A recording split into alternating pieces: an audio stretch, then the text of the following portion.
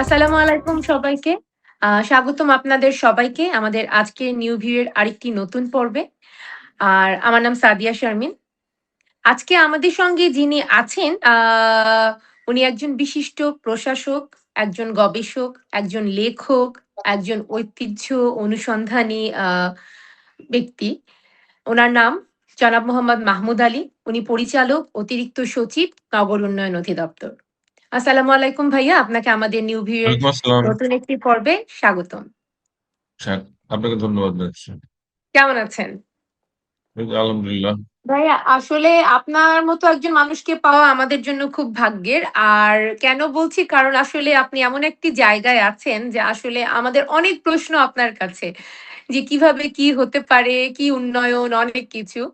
So ১ম এ আমি আসলে আপনার কাছে জানতে চাইবো যেটা যে আপনার যে ক্যারিয়ারের শুরুতে আজকের এই অবস্থানে আসার যে গল্পটা, মানে ধরেন আপনি পড়াশোনা করেছেন নগর উন্নয়ন এবং নগর অঞ্চল এবং পরিকল্পনা নিয়ে। তো ওই সময়ে আসলে ওই সাবজেক্টে আপনার যে পড়ার অনুপ্রেরণা, এটা আপনি কোথা থেকে পেলেন? বা কিভাবে আপনার কেন মনে হলো যে এটাতে পড়তে হবে? আসলে বাংলাদেশে নগর অঞ্চল পরিকল্পনা সাবজেক্টটা মানে নতুন সাবজেক্ট আর কি। এটাকে খুলনা জি। ইউনিভার্সিটিতে প্রথম এটা 91 সালে আমি ফার্স্ট ব্যাচ, আমি বাংলাদেশের প্রথম গ্রাজুয়েট প্ল্যানার। হ্যাঁ, অনেক আগের বিষয়। অনেক অনেক সেইজন্যই যে আগে, ওই হ্যাঁ। সময় ও হ্যাঁ, মানে ইভেন কিন্তু ওই সময় কিন্তু পরিবার থেকেও একটা চাপ থাকতো যে একটা ডাক্তার, ইঞ্জিনিয়ার অন্য হতে সাবজেক্টে হবে। পড়ে, হ্যাঁ। রাইট। আমি তো দেখেছি যে বাংলাদেশের জন্য এটা আসলে দরকার, কারণ বাংলাদেশে তো প্ল্যানিং আনপ্ল্যান্ড ছিল। আর বাইরের দেশে কিন্তু এটার অনেক গুরুত্ব। আমি যখন ইয়েতে আমি ঢাকা কলেজে পড়তাম, ঢাকা কলেজ থেকে যখন আমি ইন্টারমিডিয়েট পাশ করি, তো তখন আমার দেশের বাইরের ইউনিভার্সিটি সম্পর্কে আমার একটা ধারণা ছিল। আমি তো তখন দেখলাম যে বাইরে এই সাবজেক্টটা খুবই ডিমান্ডিং। এবং এমআইটির মতো, ম্যাসাচুসেটস অফ টেকনোলজি, পৃথিবীর সবচেয়ে টেকনিক্যাল ইউনিভার্সিটি, সেখানেও আরবান রিজিওনাল প্ল্যানিং আছে। আমার আমার সেই সময় থেকে আমার স্বপ্ন ছিল যে এমআইটি তে আমি একদিন আমার আমার সুযোগ হয়। আল্লাহর রহমতে আমার সেই সুযোগটা হয়েছে। আমি সুযোগ হয়েছে? এমআইটি থেকে হ্যাঁ। পড়াশোনা করেছি। করেছেন। আচ্ছা। তো এখন ভাইয়া আসলে যদি বলি আপনি তো পড়াশোনা মানে আপনি আসলে গবেষক, আপনি একজন লেখক, আপনার অনেকগুলো বই পাবলিশ হয়েছে, আপনি নিয়মিত পত্রিকায় লেখালেখি করেন।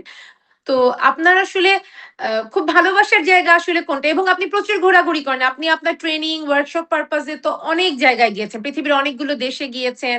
আপনি বিশ্ববিখ্যাত অনেকগুলো ইউনিভার্সিটিতে পড়াশোনা করার সুযোগ পেয়েছেন। মানে আপনার এই সবকিছু মিলিয়ে আপনার আসলে ভালোবাসার জায়গাটা কোনটা? এখন এক নগর মানে এমন একটি প্রশাসনের এমন একটি জায়গায় আছেন। বাট তারপরেও আরকি কোন জায়গাটা খুব ভালোবাসার? আসলে আমার এই যে ঘোরাঘুরি এবং হেরিটেজ, এটাই কিন্তু আমার প্রিয় জায়গা। কারণ আমার আসলে পড়াশোনাটা, আচ্ছা। আমার সাবজেক্ট হলো মাল্টিডিসিপ্লিনারি সাবজেক্ট। আমি আমার আরবান প্ল্যানিং অনেক সাবজেক্ট পড়েছি। আমি হলো আবার এমবিএ করেছি। আমি মানে কমার্স লাইনেও পড়াশোনা করছি, আবার আর্টস লাইনেও পড়াশোনা করছি। আমি আবার সায়েন্সেও আমার আমার মাল্টিডিসিপ্লিনারি সাবজেক্ট আমার পড়াশোনা আছে। ফলে আমার যে কোনো একটা বিষয় সম্পর্কে আমি সহজে এটা ধরতে পারি আর কি। এবং আপনি যে কথাটা বললেন যে আমি আমার চাকরি সূত্রে আমি বাংলাদেশের 64টা জেলায় আমি ঘুরেছি, এবং আমার নিজের প্যাশনের থেকে আমি মূলত গেছি। আমি কোনো অফিসের কাজে গেলেও ওখানকার হেরিটেজ সাইটটা কি আছে ওইটা আমি দেখে আসছি। আমি আমি গত সপ্তাহে লালমনিরহাটে আমার একটা ডিসি অফিসে আমার একটা প্রোগ্রাম ছিল। আমি লালমনিরহাটে 4 বার গেছি, কিন্তু তারপরও আরো কিছু যদি থাকে আমি সেটা মানে সুযোগ নষ্ট করি না। আমি যখনই যাই আমার এমনও আছে যে এক একটা জেলা আমার 6-7 বার করেও আমার ঘোরা হয়েছে। আচ্ছা। ভাইয়া মানে এখন আমি যেটা একবার এটা আমার মানে মনে হচ্ছিল যে এই যে বাংলাদেশের শহরগুলো এগুলো তো আসলে পরিকল্পিতভাবে আসলে এগোচ্ছে না। বাট আপনার কি মনে হয় আমরা কি এখনো রিঅ্যাক্টিভ প্ল্যানিং এর মধ্যেই আছি? হ্যাঁ, আপনি আপনি ঠিকই ধরেছেন। আমি নগর উন্নয়ন অধিদপ্তরে বাংলাদেশের হলো জাতীয় মানে পরিকল্পনাকারী প্রতিষ্ঠান। মানে কিন্তু এই জি। প্রতিষ্ঠানটা দীর্ঘদিন ধরে অবহেলিত। এই প্রতিষ্ঠানটা 1965-এ প্রতিষ্ঠিত হয়েছে, কিন্তু এই প্রতিষ্ঠান আগায় নাই। তো সরকার দেখলো যে এই প্রতিষ্ঠানকে আগানো দরকার, এবং তারা আমাদের কন্ট্রোলিং মিনিস্ট্রি হলো জনপ্রশাসন মন্ত্রণালয়। তারা দেখলো যে এই সাবজেক্টে আমাদের প্রশাসন ক্যাডার থেকে কে আছে, তা আমাকে খুঁজে বের করে ডাটাবেস থেকে আমাকে এখানে পোস্টিং দিল। আমি এডিশনাল সেক্রেটারি হিসেবে এখানে আমি জয়েন করছি। এটা হলো গ্রেড 2 এর একটা পদ। তো আমি এসে দেখলাম যে এখানে যে মানে শুরুর দিকে কিছু ভালো কাজ হয়েছে, তারপর দীর্ঘদিন কোনো কাজ হয় নাই। এবং প্ল্যানিং কমিশন থেকেও আমাকে বলেছে যে তুমি একটা কৌশলপত্র তৈরি করো, মানে যে কিভাবে আগামী 10 বছরের মধ্যে সারা বাংলাদেশকে প্ল্যানিং এ আন্ডারে আনবা। সেটা এই আমি আপনাকে এটা দেখা যাচ্ছে কিনা আমি জানি না। এই বইটা আমার পরিকল্পনায় এটা তৈরি করা হয়েছে।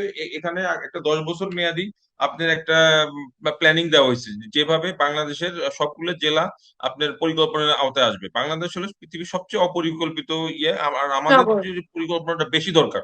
কারণ আমেরিকা, রাশিয়া, তাদের অনেক জায়গা আছে, তাদের পরিকল্পনা না করলেও কোনো ক্ষতি নাই, তাদের কৃষি জমি অনেক। আর আমাদের দেশে জায়গা কম, আমাদের সবাই মানুষকে খাওয়াইতে হবে, আমাদের কৃষি জমি রাইট। সংরক্ষণ করতে হবে। আমি যত্রতত্র ভাবে যে রাস্তাঘাট বানাইলে আমি একসময় আমাকে সব ফুড ইম্পোর্ট করতে হবে। মানে এই জন্য আমাদের দেশে পরিকল্পনা বেশি দরকার, এই জন্য আমরা আমরা এই ইয়েটা করেছি আর কি, কৌশলপত্র। এছাড়া আমাদের বাংলাদেশে কোনো আইন ছিল না।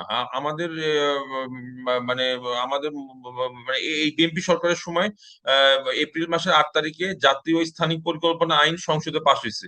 ফলে এখন একটা আইনি বাধ্যবাধকতা তৈরি হয়েছে যে প্ল্যানিং এর জন্য। এটা হলো একটা আমাদের জন্য ভালো একটা দিক। আচ্ছা ভাই, আপনার আমি একটা আর্টিকেল পড়েছিলাম যে জেমস রেনেলের খাল খনন রিলেটেড বিষয়ে, যেটার সাথে আসলে বিএনপির একটা আমাদের যে ওদের যে হ্যাঁ, ক্যাম্পেইন ছিল হ্যাঁ। সেটার সাথে আমাদের জি, জি। একটা আমরা মিল খুঁজে পাই। হুম, সো এইটা হুম, হুম। সম্পর্কে একটু কিছু বলেন। হ্যাঁ, আসলে তো আপনি তো জানেন আমি হেরিটেজ লাভার। আমি হ্যাঁ। এই জেমস রেন্ডেল নিয়ে আমি অনেকদিন ধরেই আমি মানে তাকে নিয়ে আমি মানে কাজ করতেছি আর কি। তো আমার মনে হলো যে সে কিন্তু 1786 সাল, মানে এখন থেকে 250 বছর আগে, যখন আপনি আপনি তো জানেন যে পলাশী যুদ্ধ হয় 1757 সালে। তারপরে ইস্ট ইন্ডিয়া কোম্পানি এদেশের মানে শাসনভার গ্রহণ করে। তারপর তারা দেখলো যে এই দেশের অনেক পটেনশিয়ালিটি আছে, এবং তারা জেমস রেনেল তখন তার পদবি ছিল মেজর, তাকে ইস্ট ইন্ডিয়া কোম্পানি অ্যাপয়েন্ট করে সার্ভে করার জন্য। পরে তাকে সার্ভেয়র জেনারেল বাংলাদেশের যে এখন সার্ভে অফ বাংলাদেশ, এসওবি, আপনি তো জানেন যে এসওবি নামে একটা প্রতিষ্ঠান আছে সরকারি, প্রতিরক্ষা মন্ত্রণালয়ের আন্ডারে। সেটার পদবিও কিন্তু সার্ভেয়র জেনারেল। এখন আর্মি থেকে একজন সাধারণত ব্রিগেডিয়ার ওই পদে থাকে, এটা প্রতিরক্ষা মন্ত্রণালয়ের আন্ডারে। কিন্তু পরে জেমস রেনেলকে সার্ভেয়র জেনারেল পদে আপনার ইয়ে করা হয়, এবং এই বাংলাদেশের প্রথম সার্ভেয়ার জেনারেল জেমস রেনেল। সেই সময় তো কোনো টেকনোলজি ছিল না, সে নৌকায় করে ঘুরে বেড়াইছে, পায়ে হেঁটে, সে দীর্ঘ 12 বছর মানে পরিশ্রম করে এই বাংলার একটা পূর্ণাঙ্গ ম্যাপ তৈরি করে, এবং এইটা সে মানে পেন্সিল দিয়ে আঁকাইছে। পরবর্তীতে 1780 সালে এই ম্যাপটা প্রিন্টেড ভার্সন হয়। তো এই ম্যাপটা দীর্ঘদিন অবহেলিত অবস্থায় ছিল। আমি চিন্তা করে দেখলাম যে ঢাকা শহরে, আমি যখন বিভিন্ন পড়াশোনা করছি তখন আমি জেনেছি যে ঢাকা শহরে আগে কোনো জলবদ্ধতা হইতো না, কারণ ঢাকাতে একটা ন্যাচারাল ড্রেনেজ সিস্টেম ছিল। ওই ড্রেনেজ সিস্টেমটা আমরা ধ্বংস করে ফেলছি। আমরা ইচ্ছা মতো আপনার হ্যাঁ। অপরিকল্পিত নগর এনক্রোচমেন্ট, এই বিভিন্ন করে আপনার খাল টাল সবকিছু আমরা দখল করে ফেলছি, এবং নদীগুলো অনেক অনেক নদী আপনার হারাই গেছে। 5-7টা নদী আছে, পান্ডু নদী, নড়াই নদী, এগুলো হারাই গেছে। তো আমি যখন দেখলাম যে বিএনপি নির্বাচনী ইশতেহারে আপনার এই যে খাল খননের বিষয়টা আছে, এবং 20,000 কিলোমিটার খাল খনন এবং পুনরুদ্ধারের জন্য তাদের একটা প্ল্যান আছে। তো আমি দেখলাম যে আমি অন্তত ঢাকার জন্য ছোট আকারে আমি এই কাজটা করি, জেমস রেনের ওই ম্যাপটাকে আমি বেস বেস ধরবো, এবং এখনকার আমার ঢাকার স্যাটেলাইট ইমেজ নিয়ে, এবার আমি ওইটার উপর যদি ওভারলে করি তাহলে বুঝতে পারবো যে কোন ইয়েগুলো আপনার হারাই গেছে। এবং ওইটা যদি আমি মোটামুটি একটা সব পুনরুদ্ধার করতে না পারি, এখন যেগুলো মোটামুটি মানে হারা যাওয়ার পথে আছে সেগুলোকেও যদি আমি পুনরুদ্ধার করতে পারি এবং সে খনন করতে পারি, তাহলে কিন্তু এই বিএনপির যে 20,000 কিলোমিটার, এটার একটা অংশ পূর্ণ হবে, এবং আমার ঢাকা জলবদ্ধতা থেকে বাঁচবে। আপনি জানেন যে যে পরশুদিনকে চিটাং এত বৃষ্টি হয়েছে, চিটাং কিন্তু ডুবে গেছে। আপনার জলাবদ্ধ হয়ে বিভিন্ন, গিয়েছিল। হ্যাঁ, হ্যাঁ, এই জন্য আমার যে আমি এই কাজটা হাতে নিয়েছি, আমি আমার মন্ত্রী মহোদয়কে আমি ওই রেনারেল ম্যাপটা আমি বাধাই করে আমি তাকে দিয়েছি, মানে এই আচ্ছা। ম্যাপটা কিন্তু হারাই গেছিল 250 বছর আগে, আগের ম্যাপটা। আচ্ছা, আপনি এটা খুঁজে পেলেন মানে কিভাবে, বা এটা এই এটা আপনার তো, এই এই আপনি তো একজন এই হিস্ট্রিটা, গবেষক। হ্যাঁ, হ্যাঁ, এই হিস্ট্রিটা বলি। আমি যখন আমেরিকাতে পড়তে গেছিলাম এমআইটি তে, তখন ওখানকার লাইব্রেরিতে আপনি ইন্টারনেটও পাবেন রেনারেল ম্যাপ, সেটা রেজুলেশন খুবই লো। আর আমি যে আচ্ছা। ম্যাপটা ওখান থেকে সংগ্রহ করে আনছি আমেরিকা থেকে, সেটা হলো ভেরি হাই রেজুলেশন, এবং সেটার আমি প্রিন্ট আউট দিয়েছি। সেটা আপনি বিশাল বড় ম্যাপ, ওখানে আপনার একদম মানে ছোটখাটো নদী টদী থেকে শুরু করে সব এভরিথিং ক্লিয়ার দেখা যায়। এবং ওই ম্যাপটাকে আমি ডিজিটাইজ করিয়ে আমি মানে যাতে জিআইএস এ কাজ করা যায় সেইভাবে আমি নিয়ে যাচ্ছি। এবং আমি একটা 6 মাস মেয়াদি একটা রিসার্চের জন্য আমি একটা প্রপোজাল তৈরি করেছি, এবং এটা আমরা আগামী ডিসেম্বরের মধ্যে এই কাজটা শেষ করতে চাচ্ছি। এবং ওই যে কোন নদী খাল হারিয়ে গেছে, সেটার একটা আমি অবস্থান চিহ্নিত করব এবং কোথায় আমি মানে নতুন করে আমি মানে খাল খনন বা পুনঃখনন করতে পারি, সেই জায়গাটা আমি বের করে আমি সরকারের কাছে আমি এটা পেশ করবো আর কি। এটা আমার পরিকল্পনা। আচ্ছা। আচ্ছা, তার মানে আপনার এখন আপনি যে অবস্থানে আছেন সেখানে আপনার এটাই মূল ফোকাস যে আপনি এখন এটাকে কিভাবে খাল খননটা, যেহেতু এটা সরকারেরও একটা নির্বাচনী প্রচারণার অংশ জি জি এবং জি জিয়াউর রহমানের সময় উনি এটাকে উনি করেছেন, এখন তারেক জি রহমান আমাদের বর্তমান প্রধানমন্ত্রী উনিও এটাতে খুবই আগ্রহী। তাহলে আশা আগ্রহ করছি যে দেখাচ্ছে, হ্যাঁ। এখানে আপনি মানে সাফল্য আমি পাবেন। আমি কন্ট্রিবিউট আপনার জন্য করতে চাচ্ছি আর কি, হ্যাঁ। মানে আচ্ছা, এছাড়াও ইনশাআল্লাহ। বিএনপি নির্বাচনী ইশতেহারে আরেকটা জিনিস আছে, আপনার স্থানিক পরিকল্পনা, যে বাংলাদেশের কোনো জাতীয় স্থানিক পরিকল্পনা নাই। প্রত্যেকটা দেশেরই কিন্তু আপনার একটা জাতীয় স্থানিক পরিকল্পনা থাকবে, যে আপনি রাস্তাটা কোন দিক দিয়ে যাবে, কোথায় আপনি শহর হুম, গড়ে উঠবে। সেটার জন্য যে আমি যে কৌশলপত্রটা বানিয়েছি আপনাকে দেখাচ্ছি, জি। এইটার মাধ্যমে আমি 10 বছরের মধ্যে ওই ওই কাজটাও করবো আর কি। আচ্ছা। আপনাকে মানে অনেক শুভকামনা আপনি যেন করতে পারেন আপনার জন্য। ভাইয়া আপনি তো স্পারসোতেও গবেষক হিসেবে কাজ জি। করেছেন। তো আপনি ওখানে আপনার মানে ওখানে আপনার যে অভিজ্ঞতা, আপনার কি মনে হয় ওখান থেকে যে স্যাটেলাইট প্রযুক্তি কি আসলে বাস্তবে যে নগর পরিকল্পনায় এটাতে কি আসলে কাজে লাগে বা লাগানো যায়? বা আমাদের দেশের প্রেক্ষাপটে এটা আসলে কতটুকু বাস্তব? অবশ্যই আপনার নগর পরিকল্পনার স্যাটেলাইট ইয়ে করা যায়, কারণ হলো আমরা যে সার্ভে গুলো করি ওখানেও আপনি স্যাটেলাইট ইমেজ ব্যবহার করি। মানে স্পার্সোর আপনি যেহেতু কথা বললেন, স্পার্সো সম্পর্কেও আমি জি, আমার একটা তথ্য শেয়ার করতে চাই। স্পার্সোতে যখন আমি গেলাম, তখন আমি যাই দেখি কি তাদের ওই ধরনের কোনো ইয়ে নেই, রকেট বানানো বা স্যাটেলাইট বানানো এই ধরনের কোনো তাদের কোনো ল্যাবও ছিল না। আমি যাওয়ার আচ্ছা, পর রেভিনিউ বাজেটে অর্থ সংস্থান করে আমি একটা ল্যাব তৈরি করেছি, ওটার নাম হলো এসটিআর এর lab, space technology research lab.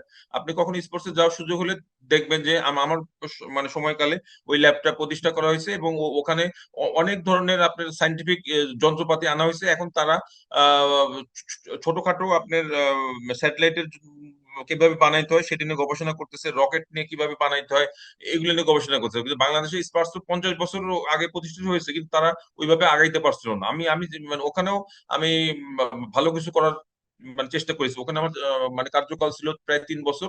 3 বছরের মধ্যে আমি 2বার ভারপ্রাপ্ত চেয়ারম্যানের দায়িত্ব পালন করছি। আমি ওখানেও আমি অনেক কাজ করার চেষ্টা করেছি, এবং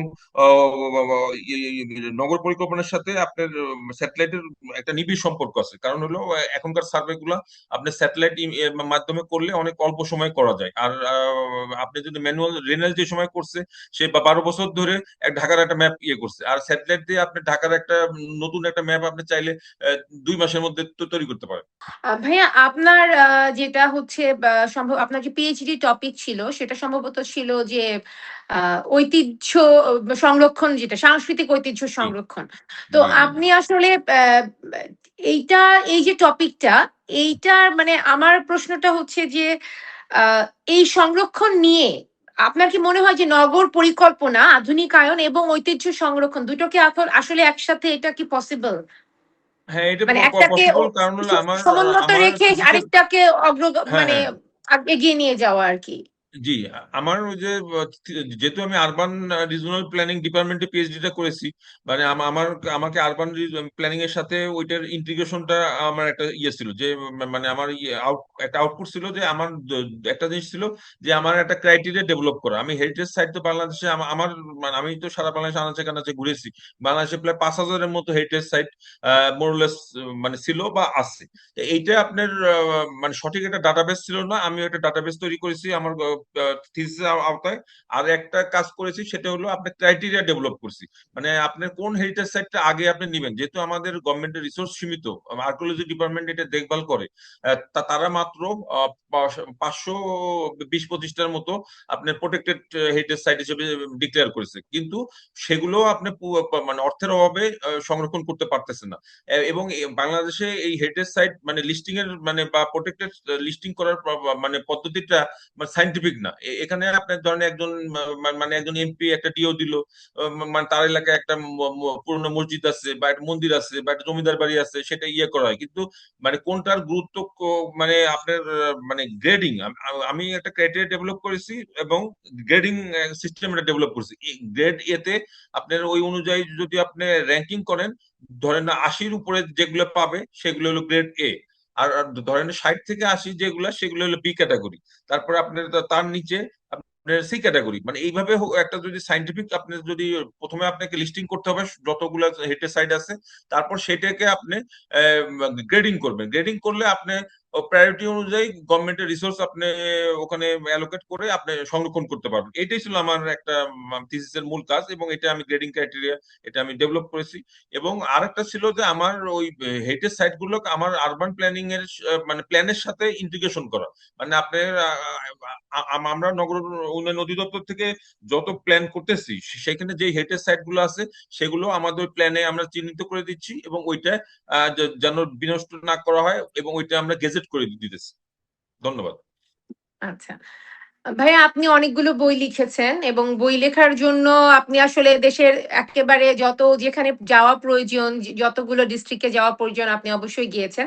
তো আপনার পূর্ববঙ্গের জমিদার বাড়ি যে বইটি, সেই বই লেখার সময়ের আপনার অভিজ্ঞতাটা জানতে চাই। এই যে সেই বইটা আপনার সামনে আমি নিয়ে আচ্ছা, আসছি, আপনাকে একটু দেখা যাচ্ছে কিনা। হ্যাঁ হ্যাঁ, এই এটা এই বইটা এটা কিন্তু কোথায় একটা, অ্যাভেলেবল ভাইয়া? আগে একটু বলেন এটা এই কোথায় পাওয়া যাবে এই এই বইটা বইটা? আপনার রকমারি.com-এ আছে, বাতিঘর আছে, এবং আচ্ছা 5-6টা আপনার অনলাইনে আছে।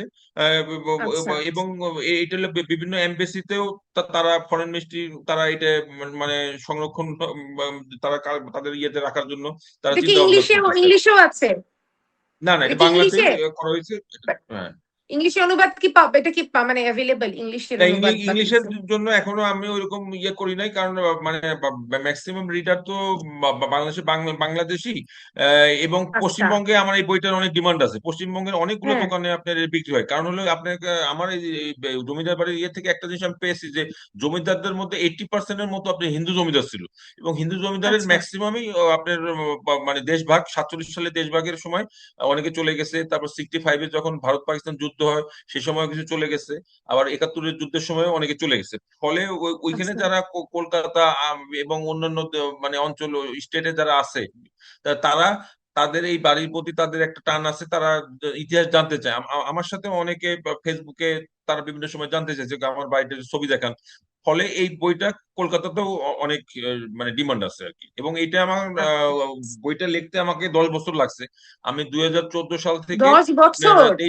23 সাল, হ্যাঁ 23 সাল পর্যন্ত আমার 64টা জেলায় আমাকে ঘুরতে হয়েছে, এবং আমার 10 বছর লাগছে। এবং আচ্ছা এছাড়াও আমার আরো দুইটা বই আপনার হলো নীল বিদ্রোহ, নীল কুঠির নিয়ে আরেকটা বই আমার ইতিহাস। হুম। প্রকাশ হয়েছে। আরেকটা বই হলো আপনার সতীদাহ প্রথা এবং সতীদাহ মন্দির। মানে আমার মোট 3টা বই অলরেডি পাবলিশ হয়েছে আর কি, এবং সবগুলো বই বাট রকমারি এই .com-এ পাওয়া যায়। 3টা বই লিখতে যে আপনার কোন বইটা লিখতে যে মানে যেহেতু অনেক ধরনের অনেক মানে রিসার্চ করতে হয়েছে, অনেকের সাথে কথা বলতে হয়েছে, কোথাও কোনো মজার ঘটনা বা কোথাও কোনো আকস্মিক এমন কিছু মানে মুখোমুখি হতে হয়েছে, এরকম কোনো মজার ঘটনা বা কিছু আছে না, বইগুলো লিখতে মজার যে? ঘটনা যদিও হচ্ছে আমার অনেক মানে অনেক এটা, আগের হ্যাঁ ঘটনা। এটা আসলে অনেক মানে কষ্টদায়ক ছিল। আমি যখন মানে ঘোরা শুরু করছি, আচ্ছা তখন কিন্তু আগে ট্রান্সপোর্টেশন সিস্টেম এত ভালো ছিল না। মানে এখন যেমন আপনার অটো অটো বাইক টাইক আছে, সেই সময় আমি অনেক সময় আপনি ভ্যানে চড়ে, আপনার হলো পায়ে হেঁটে, আপনার অনেক কষ্ট করে আমাকে বিভিন্ন জায়গায় যাইতে হয়েছে। এবং অনেক জায়গায় আচ্ছা আপনার মানে দুর্গম এলাকা, অনেক সময় ভয়ের বিষয় ছিল। আপনার অনেক নির্জন জায়গাতে আপনার যাওয়াটা রিস্কি। অনেক জায়গায় সাপের ভয় আছে। তারপর অনেক হুম সময় অনেক মানে খারাপ জিনিসের মানে আপনার ভূত টুতের বিষয় ছিল। মানে আমি মানে আচ্ছা কখনোই ভয় পাই নাই। আমি আসলে আমার মনে সাহস ছিল, আমার আল্লাহ আমাকে দেখবে। আমি ওই ভাবে আমি চলে গেছি। মানে আমার আচ্ছা জীবনকে আমি মানে পরোয়াই করি নাই আসলে। ভাই, আপনি এই যে এত কষ্ট করে গবেষণা করেছেন, বাট এখন আসলে আমাদের যারা নতুন প্রজন্ম কাজ করছে, গবেষণা করছে, তারা কি আপনার মনে হয় যে আসলে আপনার মতো এত কষ্ট করে একটা বই লিখতে বা এই গবেষণার কাজগুলোকে তারা কি আসলে এই পরিমাণ শ্রম দেয় বলে আপনার মনে হয়? বা না তাদের আসলে উদ্দেশ্যে আসলে আপনি মানে কি বলবেন? হ্যাঁ জি, আসলে এই এই ধরনের ডেডিকেশন আসলে সবার মধ্যে থাকে না। মানে আমার একটা প্যাশন ছিল এবং আমার একটা ইয়ে ছিল যে আমি অন্তত এটা ডকুমেন্টেশন করে যাই। ধরেন জমিদার বাড়িগুলো কিন্তু আস্তে আস্তে ভেঙে যাচ্ছে, আপনি দেখবেন যে আর 100 বছর পর কোনো বাড়ি থাকবে না। মানে আমি অ্যাটলিস্ট এই বইটা, আমিও থাকবো না, আমি হয়তো আর মানে প্রত্যেকেই মানে মারা যাবে একদিন, আমিও আমাকে মৃত্যুবরণ করতে হবে। তো কিন্তু এই বইটা আমার থেকে যাবে, এটা একটা বইটা থেকে ডকুমেন্টেশন। যাবে, ডকুমেন্টেশনটা ডকুমেন্টেশন এই থেকে কাজটা যাবে। কেউ মানে সাহস করে নাই, কারণ এটা তো বিশাল কাজ। আমার এই বইটা 600 পৃষ্ঠা, মানে 600 পৃষ্ঠা আর কি। তো এইটা ওরে 10 বাবা! বছর ধরে, হ্যাঁ, এই বইটা আপনার মানে অনেক আবার ম্যাপও আছে এখানে, হলো আপনার জিআইএস ভিত্তিক আমি ম্যাপ দিয়েছি যে আপনার লোকেশনটা আপনি যাতে খুঁজে যেতে পারেন, লঙ্গিটিউড ল্যাটিটিউড যেটা বলে, ওই অনুযায়ী আপনার আপনার ম্যাপ আছে, 8টা বিভাগের জন্য 8টা ম্যাপ সেটা আছে, ফলে আপনি সহজে আপনি খুঁজে যেতে পারবেন। সাধারণত ইতিহাসের বইতে ম্যাপ ট্যাপ থাকে না। অসংখ্য ধন্যবাদ ভাইয়া, আপনি আমাদের জন্য এরকম একটা বই লিখেছেন এবং আমি অবশ্যই বইটা এখনো পড়িনি, বাট আমি অবশ্যই এটা পড়বো। মানে কিনে পড়ার চেষ্টা করব। 600 পৃষ্ঠার বই, তারপরে আমি চেষ্টা করবো, কিন্তু আমি আসলে মানে বুঝতে পারছি যে অনেক কিছু জানার আছে এবং অনেক অথেন্টিক জিনিস আপনি এত কষ্ট করে জিনিসটা আরেকটা কথা বলি, লিখেছেন। এই বইটা কিন্তু আপনি পুরো কালার, মানে আপনার হলো পুরাটাই কালার, মানে সবগুলো আপনার আচ্ছা, জমিদার বাড়ির ছবিগুলো মানে রঙিন এবং 80 গ্রামের অফসেট। এই কারণে বইটা মানে দামও অনেক বেশি হয়ে রাখতে হয়েছে, এখানে মানে আপনি এটা ভাইয়া 2000 কতগুলো টাকা। জমিদার বাড়ির কথা উল্লেখ করেছেন? বাংলাদেশে আমার মানে হিসাব মতে 500-র উপরে জমিদার বাড়ি আছে। আমি চারশো আচ্ছা, আশিটার মতো জমিদার বাড়ির তথ্য এখানে আছে, 480+। তাহলে অবশ্যই এটা পড়তে হবে, দেখতে হবে। এটা থেকে আসলে আমরা অনেক কিছু শিখতে পারবো। ভাইয়া আমি আরেকটু প্রশ্ন করতে চাই আপনাকে যে যেহেতু আপনি অনেকগুলো দেশ ঘুরেছেন এবং আপনি এমন একটি মানে এমন একটি অবস্থানে আছেন যে যেখানে থেকে আপনি অবশ্যই কোথাও কোনো দেশে গেলে তো অবশ্যই আপনি অবশ্যই চিন্তা করেছেন যে বাংলাদেশকে এরকম ভাবে কিভাবে বেনিফিটেড করা যায়। তো সেক্ষেত্রে আপনার মানে কি মনে হয় যে উন্নত দেশগুলোর সাথে তো অবশ্যই আমাদের অনেক অনেক অনেক পার্থক্য। বাট আমরা কেন কিছু করতে পারছি না, বা আসলে আমাদের এখানে কি একটা প্রপার ওয়েতে একটা নগরায়ন আসলে কি সম্ভব? আসলে আপনি ঠিকই বলছেন, আমি অনেক দেশে গেছি, মানে উন্নত দেশগুলোতে সবাই তো প্ল্যান্ড কান্ট্রি, তারা প্ল্যানিং কে মানে খুবই গুরুত্ব দেয়। আমাদের দেশে প্ল্যানিং কে গুরুত্ব আসলে ওইভাবে দেওয়া মানে হইতো না, কিন্তু আমাদের বিএনপির ইশতেহারে আপনার পরিকল্পিত নগরায়নের কথা বলা হয়েছে এবং মানে আমাদের মাননীয় প্রধানমন্ত্রী এই বিষয়ে এ, খুবই আগ্রহী, এবং উনি রাজুক সহ অন্যদের আমাদের নিয়ে বসছিল। তো সে চায় যে আচ্ছা, আপনার ওই যে স্মার্ট সিটি, মানে ক্লিন সিটি, এগুলো করার হ্যাঁ, জন্য আপনি আপনি হয়তো স্মার্ট সিটি। জানেন যে 400 আপনি ইলেকট্রিক বাস নামানোর জন্য একটা মানে প্ল্যান আছে। ঢাকা শহরে হ্যাঁ, আপনার আছে। একই সাথে মেট্রো রেল চলতেছে, আবার দেখেন অটো রিক্সা চলতেছে। এটা আসলে মানে মানায় না, আপনি একই একই কোথাও নাই। শহরে। এবং এবং এগুলো অবৈধ অটো রিক্সা, এদের কারণে আমাদের মোবিলিটি কমে গেছে, গতি কমে গেছে। যানজট হচ্ছে। আপনার হইলো, হুম। এবং শুধু তাই না, আপনার কার্বন দূষণ হচ্ছে, এবং যেই বাসগুলো চলে এগুলো খুবই মানে নোংরা, এবং ওই বাসে আপনি মানে কোন চলার কথা ভাবতে ২০-২৫ পারবেন না। এই বছরের পুরনো, অনেক পুরনো 25 না, বাস। আপনি 40-50 বছরের পুরোনো বাস ঢাকা শহরে চলতেছে। তা আমাদের মাননীয় আচ্ছা, প্রধানমন্ত্রী উনি হলো আপনার 400 ইলেকট্রিক বাস নামানোর জন্য ওয়ার্ল্ড ব্যাংকের একটা প্রজেক্ট মানে হাতে নেওয়া হয়েছে। ওই প্রজেক্টে আপনার 400টা আপনার ইলেকট্রিক বাস নামবে। আস্তে আস্তে এই ধরনের বাস যদি নামে, ঢাকায় একটা সুশৃঙ্খল পরিবেশ সৃষ্টি হবে। হ্যাঁ, কারণ আমাদের এখানে প্রায় 60 লাখ অটোরিকশা আছে। এবং এগুলো দিন দিন মনে হচ্ছে মানে বেড়েই যাচ্ছে এবং বাট এগুলোকে তো কোনো হ্যাঁ, হ্যাঁ, কন্ট্রোল করা যাচ্ছে না জি কোনোভাবেই। জি জি, এবং এগুলো এইটা সম্পর্কে আমি অ্যাক্সিডেন্টও কিন্তু আপনাকে হচ্ছে। একটা তথ্য দেই। এই অটোরিকশা গুলো প্রথমত অবৈধ, আর এরা হলো অবৈধভাবে বিদ্যুৎ চার্জ করে। এই কারণে কিন্তু আমাদের বিদ্যুতের কিন্তু মানে এখন মানে ঘাটতি হচ্ছে। পিডিবির কিন্তু অবস্থা খুবই খারাপ। মানে আপনার তারা অনেক মানে ঋণে জর্জরিত। এই এই এই অটোরিকশা গুলো আমাদের নিজেদের সাথে বন্ধ করা দরকার, কারণ তারা প্রতিদিন একটা হিসাব আছে, তারা 750 মেগাওয়াট বিদ্যুৎ মানে চুরি করতেছে, তা একটাও কিন্তু লিগাল ভাবে আপনি চার্জ করে না। এই জন্য অটোরিকশাটা আমাদের বন্ধ করা দরকার, তাহলে এই যে ভাইয়া এটা বিদ্যুতের বন্ধ ইয়েটাও। করার জন্য আসলে আপনার কি মনে হয় যে কি করতে হবে, বা ঠিক আসলে কি করলে এটা বন্ধ করা যাবে? কারণ এটা আসলেই এটা কিন্তু একটা মানে ইয়ের মতো হয়ে গেছে, ঘায়ের মতো হয়ে গেছে বিস্ফোরা আমাদের, যে ঘাটা আমরা বিস্ফোরা সারাতে পারছি, বিস্ফোরা। হ্যাঁ। তো এটা আসলে কিভাবে মানে ইয়ে আপনার কি মনে হয়, এটা বা বন্ধ করার আসলে জন্য আপনার আপনি এটা নিয়ে একটা কি প্ল্যান নীতিমালা, করছেন? নীতিমালা লাগবে, নীতিমালা। এবং সিটি কর্পোরেশন আসলে এইটা তো সিটি কর্পোরেশন দেখে, যেহেতু এটা মানে আপনার মোটরাইজ ইয়ে না, যে এটা যেহেতু আপনার হলো বিআরটি এর আওতাভুক্ত না, এটা হলো আপনার সিটি কর্পোরেশন। আচ্ছা, দুইটা সিটি কর্পোরেশন আছে, তারা একটা নীতিমালা করার কথা, এবং এখানে পুলিশ ট্রাফিক বিভাগ আছে, তাদেরও এখানে দায়িত্ব আছে, তারা এটার বিরুদ্ধে কঠোর ব্যবস্থা নেওয়া উচিত। ঠিক আছে। ভাইয়া আমি আপনাকে যেটা আরেকটা জিনিস আমার খুব মানে জানতে ইচ্ছে করছে যে আপনি তো যেহেতু এমন একটি পজিশনে আছেন, বারবার আমি এটাই বলছি, তার কারণ হচ্ছে যে আসলে আপনাদের কাছে আপনার কাছে আমাদের অনেক আশা, অনেক চাওয়া পাওয়া। আপনি যেখানে আছেন সেখান থেকে আপনি একটা অলরেডি মানে পরিকল্পনাও করেছেন 10 বছরের। তো আসলে 10 বছর পর আপনি বা ঢাকা সিটিটাকে, যদি শুধু ঢাকা সিটির কথা বলি, আপনি সেই ঢাকা সিটিটাকে কিভাবে দেখতে চান? আপনার পরিকল্পনাটা জানতে চাই। আসলে আমাদের পরিকল্পনার পাশাপাশি আরেকটা কাজ করা দরকার। মানে ঢাকা শহরে কিন্তু আপনার লোকজন কিন্তু মানে সবাই ঢাকায় চলে আসতেছে, এটা আমাদের বন্ধ করা দরকার। মানে আমাদের হুম, ডিসেন্ট্রালাইজেশন করতে হবে, সবাই তো আর ঢাকায় আসার দরকার নাই। আপনার এখন দরকার দেখা নেই। যায় যে আপনার গ্রামে লোক পাওয়া যায় না। আপনি কালকের পেপারে আমি দেখলাম যে ধান কাটার জন্য লোক পাওয়া যাচ্ছে না, 2,000 টাকা দিয়েও আপনি ধান কাটার লোক পাওয়া যাচ্ছে না, সবাই এখানে চলে সবাই আসতেছে অটো রিক্সা চালানোর চালাতে জন্য। এসে যায়। এটা অটো খুবই চালাতে মানে চলে একটা আসে। মানে হাস্যকর বিষয় হয়ে যায়। তো ভাইয়া এই যে আপনি মানে যারা তরুণ প্রশাসনিক কর্মকর্তা আছেন, আপনি তো একটা পাথেয় তাদের জন্য। আপনি যেহেতু আপনি এভাবে কাজ করছেন, আপনি এভাবে স্বপ্ন দেখছেন। হ্যাঁ? এবং আরো যারা পরিকল্পনাবিদ আছে, যারা তরুণ নতুন আসছে বা যারা এই যে এই নগর অঞ্চল এবং পরিকল্পনা এই বিষয় মানে বিষয়টাকে এখন তারা অনেক সিরিয়াসলি নিচ্ছে, এটাতে তারা আগ্রহ পাচ্ছে, পড়াশোনার জন্য তারা যাচ্ছে। তাদের জন্য আপনি কি বলবেন? আসলে নগর পরিকল্পনা বাংলাদেশে কিন্তু ওইটা মানে আপনি দেখবেন যে বুয়েটে কিন্তু আপনি যে ইয়ে হয়, নগর অঞ্চল পরিকল্পনা কিন্তু সবাই ওইভাবে মানে গুরুত্ব দিচ্ছে না। দেখবেন যে আপনি কম্পিউটার সায়েন্স বা ট্রিপলিতেই বেশি মানুষ পড়তে করতে যাচ্ছে। নগর চাচ্ছে। হুম, বাংলাদেশে যেহেতু এইটা মূল্যায়ন নাই, ওই কারণে আপনার তারাও হতাশ হয়ে যাচ্ছে। ফলে এইটাতে তারা মানে চয়েসের দিক থেকে নিচের দিকে দিচ্ছে। কিন্তু এইটাই আমাদের মতো দেশের জন্য এটা একটা খুবই ভালো সাবজেক্ট। এইটার জন্য আসলে সরকারকেও আরো কিছু মানে জব অপরচুনিটি সৃষ্টি করতে হবে। আমাদের পৌরসভার সব পৌরসভাতে কিন্তু প্ল্যানার নাই। এখন আমার হলো উপজেলা লেভেলেও আমার নগর পরিকল্পনা এই আমি যেখানে আছি, মানে আরবান ডেভেলপমেন্ট ডিরেক্টরেট, আমাদেরও আইন ছিল না, একটা আইন পাশ হয়েছে যে স্থানীয় পরিকল্পনা আইন। আমাদেরও প্ল্যান আছে যে এই এই প্ল্যানিংটা আরো নিচের দিকে মানে নিয়ে যাওয়া।